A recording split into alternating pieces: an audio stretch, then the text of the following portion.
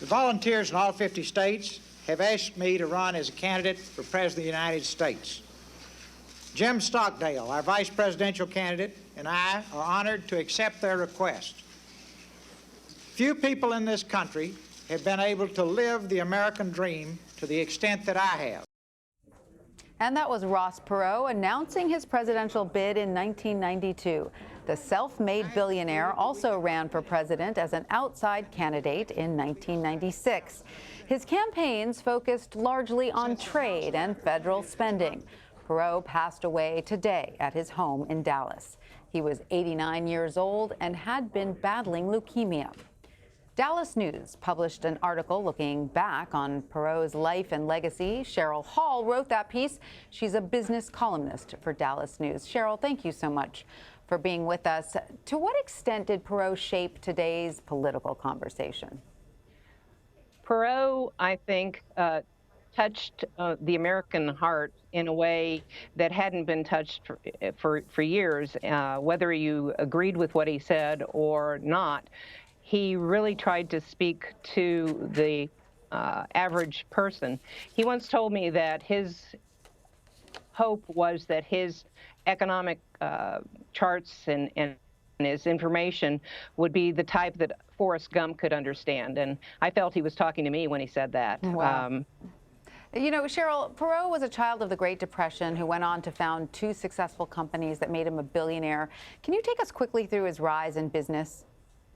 Well, it's funny, when I came to the morning news in 1972, EDS was only 4 years old, and even at that point, he was too big for a cub reporter like me to cover, so he was covered by our business editor. He was extraordinary from the very get-go, and one of those people that had an ability to see where things were headed and then go there. One of my fun anecdotes about Perot is that he never had a personal computer. He was a manual typewriter guy and loved the telephone. So here is this giant of the computer service industry, and he was still very much a face-to-face person.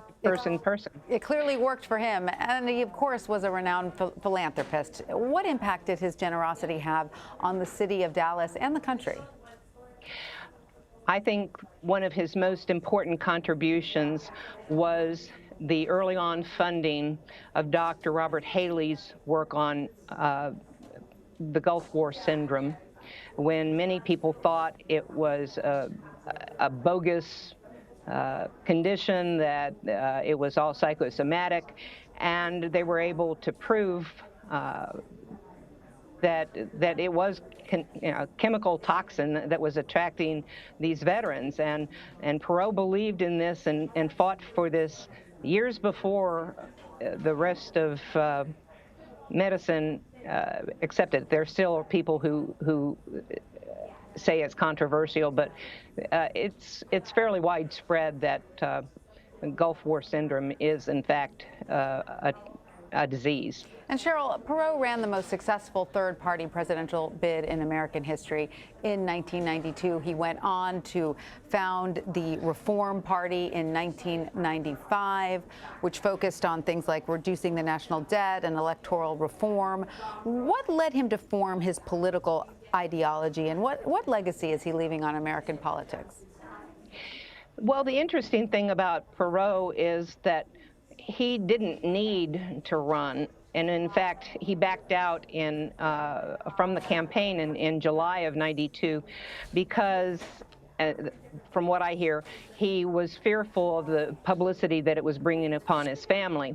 So he did it truly because he saw that, as a businessman, he thought that the country could be better run.